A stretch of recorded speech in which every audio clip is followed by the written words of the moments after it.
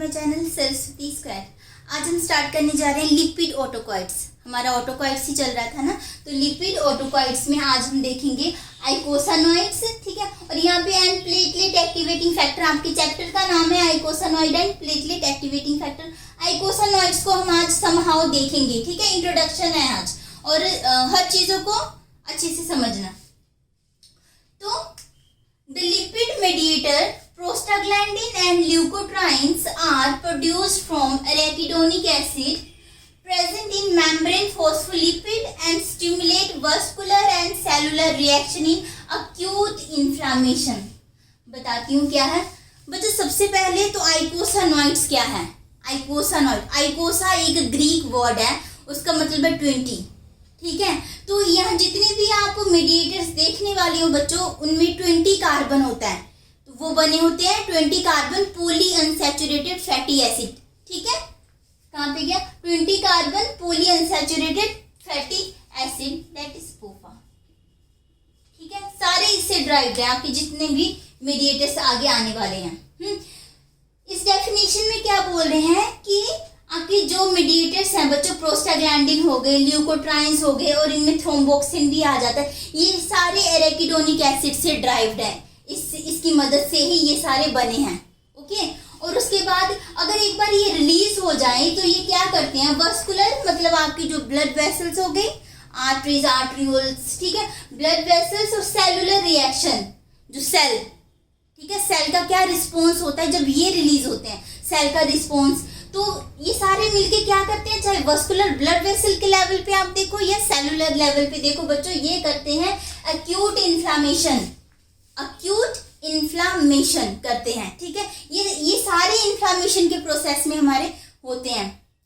ये चीज अच्छे से समझ लेना, क्योंकि हमारा जो नेक्स्ट चैप्टर है नसेड्स, ठीक है, उसमें भी जो आप पेन किलर्स वगैरह पढ़ोगे, ठीक है, उनमें भी वो कहाँ कहाँ पर एक्ट करती हैं। तो यहीं पे इन सारे रास्तों को ब्लॉक करती हैं, बंद करती हैं, उसके बाद वो अपना एक्शन शो करती हैं। तो अच्छे से समझना, ओके। और इसके बाद arachidonic acid is 20 carbon poly unsaturated fatty acid. ये आपको पता लग गया बच्चों, ये है हमारी सेल मेम्ब्रेन, है ना, पता है ना, जानते हो ना, आई नो आप जानते हो। ये बाहर की जो मेम्ब्रेन होती है इसी तो बोलते हैं प्लाज्मा मेम्ब्रेन, सेल वाले चैप्टर में पढ़ा था हमने। तो अगर आप सेल मेम्ब्रेन को खोल के ऐसे देखो तो कुछ ऐसा होता है ना। तो बच्चे यहाँ पे आपका एराकिडोनिक एसिड जो है वो प्रेजेंट होता है, फ्रीली नहीं प्रेजेंट होता, बाउंडेड प्रेजेंट होता है, ठीक है, फ्रीली नहीं होता। तो यहाँ पे इस सेल मेम्ब्रेन से एराकिडोनिक एसिड बच्चों रिलीज होता है विद द हेल्प ऑफ एक एंजाइम की हेल्प से। अभी मैंने बोला ना कि बाउंडेड है, वो फ्री नहीं है, तो उसे फ्री कौन करेगा? उसे फ्री करने के लिए फोस्फोलाइपेज A2 करेगा। पर ये कब करेगा? जब कोई, ये सेकंड लाइन देखो, ये वाली देख लेते हैं, एनी स्टिमुलाई और other mediator release arachidonic acid from membrane phospholipid through the action of phospholipase A2 enzyme. जब बच्चों कोई मैकेनिकल, फिजिकल या केमिकल स्टिमुलाई आएगी, तब जैसे कोई प्रेशर जनरेट हुआ या कोई हीट जनरेट हुआ, या फिर आप स्टेयर से गिर गए, या फिर आपका छोटा सा कोई एक्सीडेंट हो गया, मतलब कोई भी स्टिमुलाई, या थप्पड़ ही क्यों ना किसी ने लगा दिया, किसी ने आपकी धुलाई कर दी है, ठीक है, तो उस टाइम पे क्या होगा, उस टाइम पे फोस्फोलाइपेज A2 एंजाइम क्या करेगा, आपके मेम्ब्रेन में से, मेम्ब्रेन फोस्फोलिपिड में से एराकिडोनिक एसिड को करेगा रिलीज, ओके। फिर इन्होंने बोला है that is derived from the dietary source और by essential fatty acid linoleic acid. Essential fatty acid मतलब, एसेंशियल मतलब आपकी बॉडी में नहीं प्रेजेंट है ये फैटी एसिड, आप बाहर से कंज्यूम कर रहे हो, डाइट्स में ले रहे हो, जो आप खाना वगैरह खा रहे हो ना, तो उसमें से आपको एसेंशियल फैटी एसिड मिला है लिनोलिक एसिड। तो लिनोलिक एसिड में से आपको मिलता है एराकिडोनिक एसिड। तो कई बार पेपर पे पूछ लेते हैं कि, ठीक है, कि आपको कंफ्यूज नहीं होना है, जो एराकिडोनिक एसिड है ये लिनोलिक एसिड डेरिवेटिव भी है, ओके, ये चीज याद रखनी है। अब चलो, अब जैसे तैसे, ठीक है, मार पिटाई चोट के बाद हमारा जो एराकिडोनिक एसिड है वो रिलीज हो गया with the help of phospholipase A2 enzyme. एज आ गया आपका एंजाइम है, लाइपेज है लिपिड्स को तोड़ रहा है, यहाँ पे फोस्फोलिपिड्स ही तो है, लिपिड्स को तोड़ रहा है, और हमारा आ गया एराकिडोनिक एसिड। अब इसके रिलीज होने के बाद क्या होगा बच्चों कि दो हमारे एंजाइम्स हैं जो आगे मेडिएटर्स को रिलीज करने में हेल्प करेंगे, ठीक है। तो वो एंजाइम कौन कौन से हैं? Cyclooxygenase and five lipoxygenase. क्या होता है अगर आप इस केस में देख लो, ठीक है, आपके मास्ट सेल हो गए या फिर एंडोथीलियल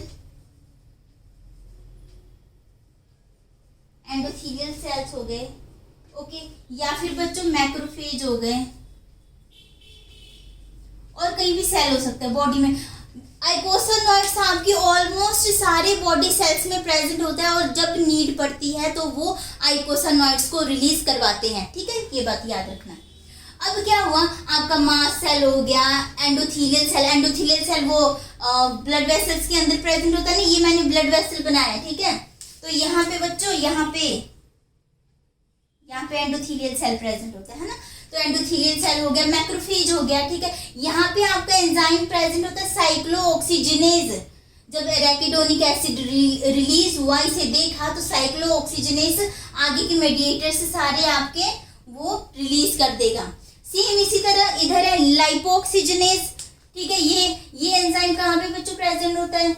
ल्यूकोट्राइन्स ले लो, चाहे इसमें भी मास्ट सेल ले लो, ठीक है। ल्यूकोट्राइन्स क्या हो गए बच्चों? WBCs, ठीक है।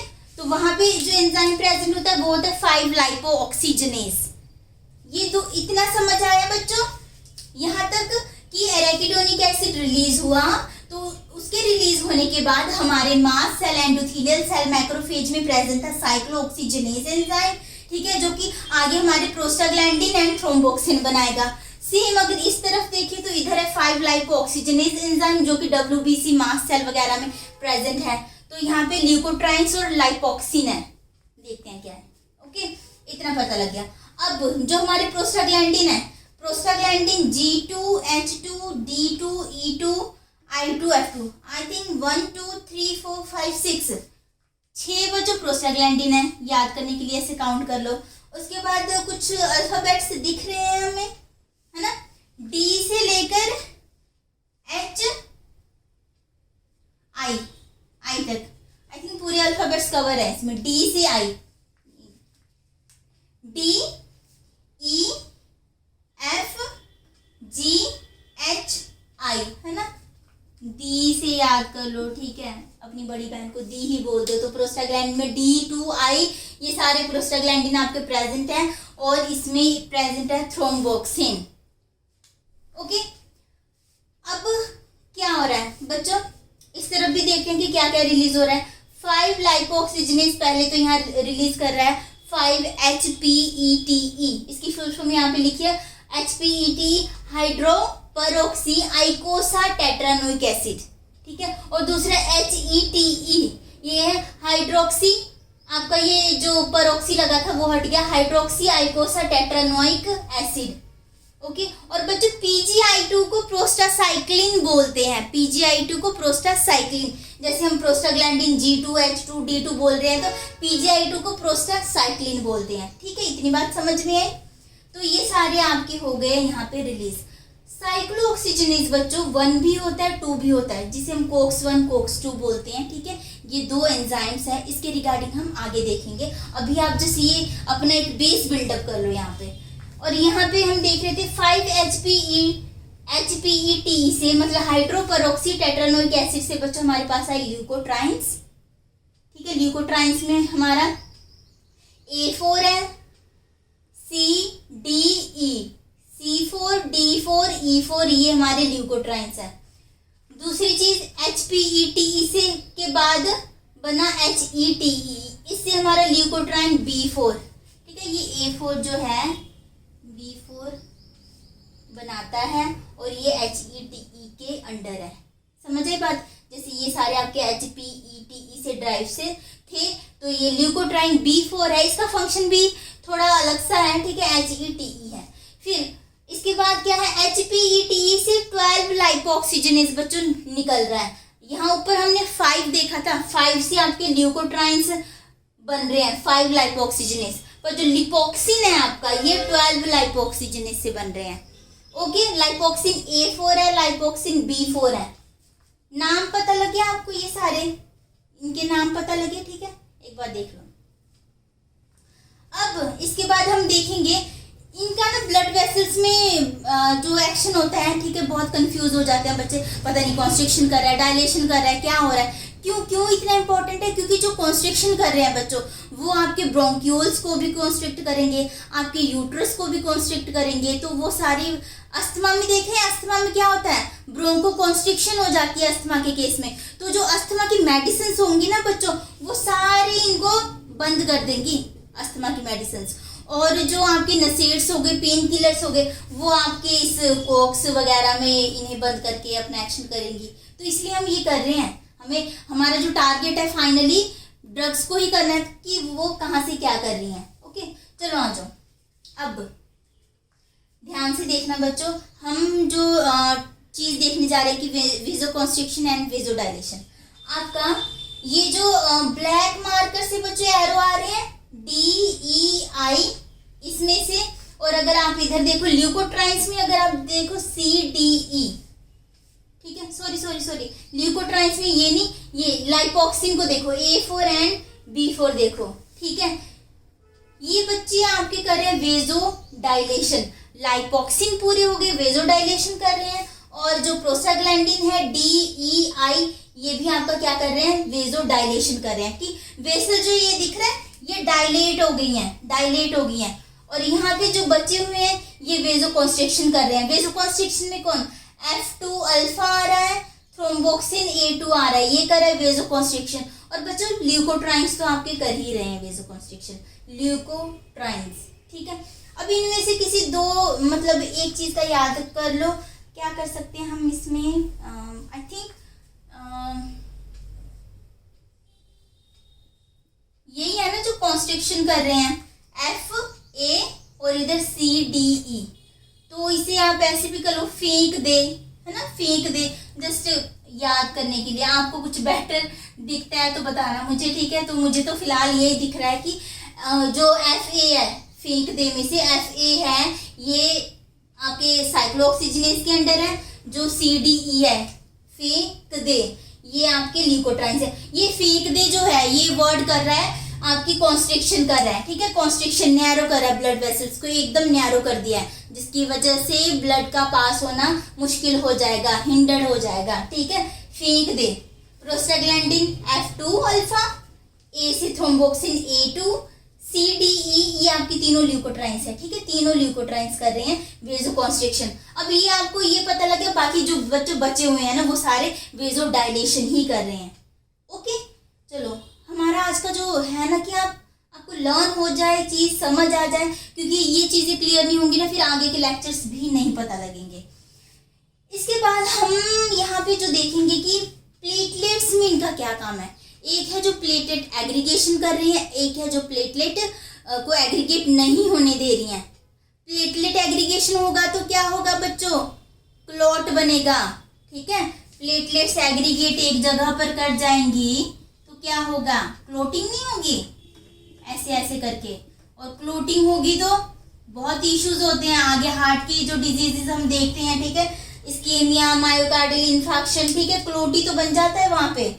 ओके, जब आपका प्लैक जो है, जो बना हुआ था, ब्लड वेसल्स होगी, आपकी आर्टरीज होगी, ठीक है, वहां पे बहुत सारा बच्चों लिपिड्स जमा हो गया है, जमा होता गया, और एक टाइम आता है जब वो फट गया, जब वो फट जाता है तो आपके सारे प्लेटलेट्स वहां पे इकट्ठे हो जाते हैं, और उनके वो गए तो होते हैं बच्चों कि भाई हमने ठीक कर रहे हैं, अपनी बॉडी को अच्छे से रखना है, पर वो सारे एकदम ऐसे झुंड में चले जाते हैं ना, तो उसकी वजह से ऑटोमेटिकली क्लोटिंग हो जाती है, मतलब इकट्ठे होने की वजह से ब्लड का फ्लो पूरा ही रुक जाता है और हार्ट अटैक आ जाता है। चलो बैक टू टॉपिक में आ जाओ कि यहाँ पे आप देखो बच्चों, आपका जो PGI2 है, जो मैंने बोला था प्रोस्टासाइक्लिन है, प्रोस्टासाइक्लिन क्या कर रहा है, ये प्लेटलेट एग्रीगेशन नहीं होने दे रहा, मतलब ये हमारा फ्रेंड है, अच्छा फ्रेंड है, ये प्लेटलेट एग्रीगेशन नहीं होने दे रहा। कौन नहीं होने दे रहा, प्रोस्टासाइक्लिन।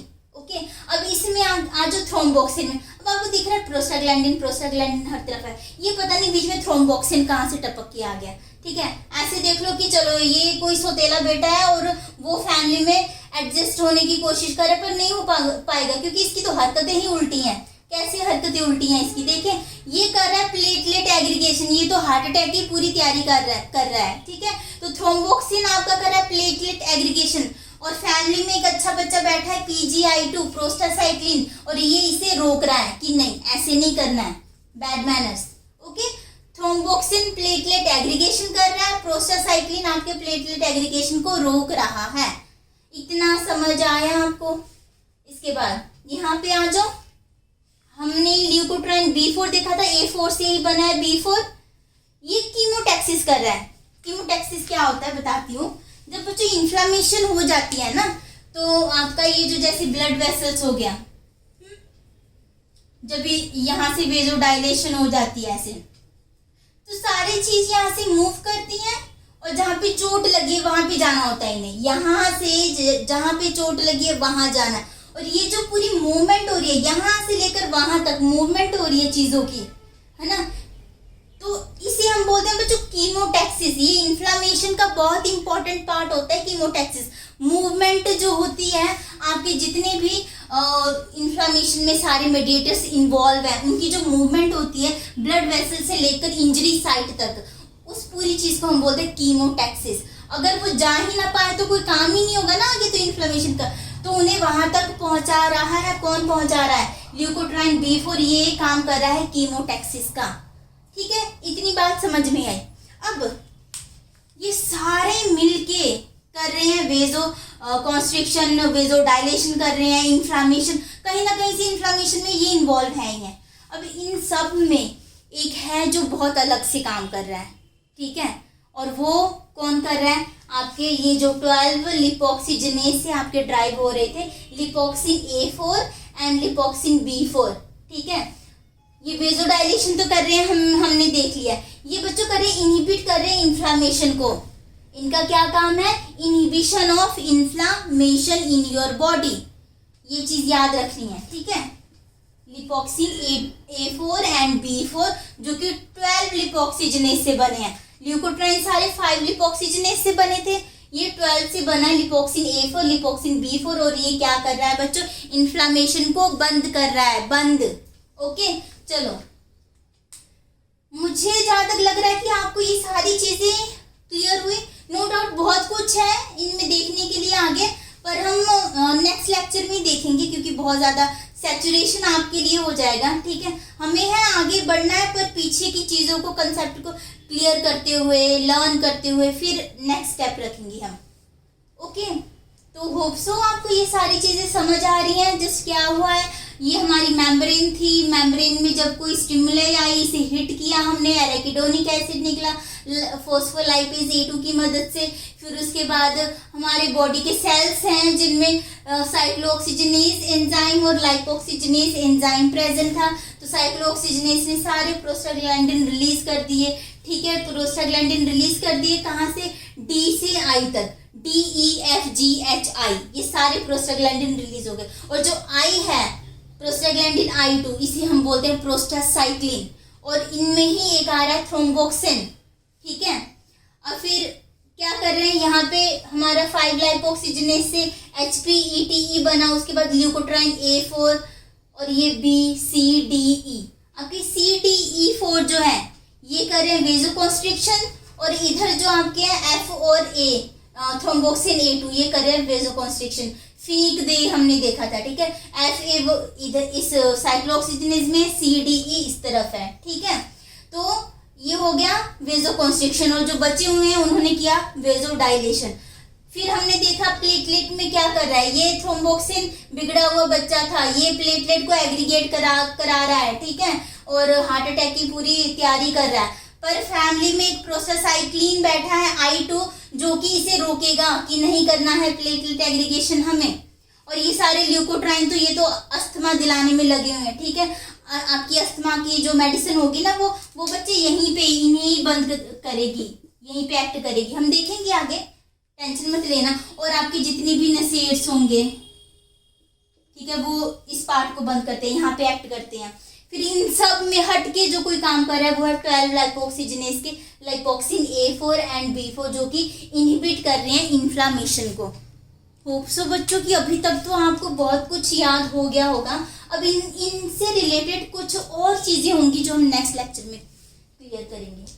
अगर आपको बच्चों कोई भी डाउट होगा तो कमेंट सेक्शन में ज़रूर बताना, मैं आपके सारे डाउट क्लियर करूँगी और नेक्स्ट लेक्चर में आगे के पार्ट्स को हम कवर करेंगे।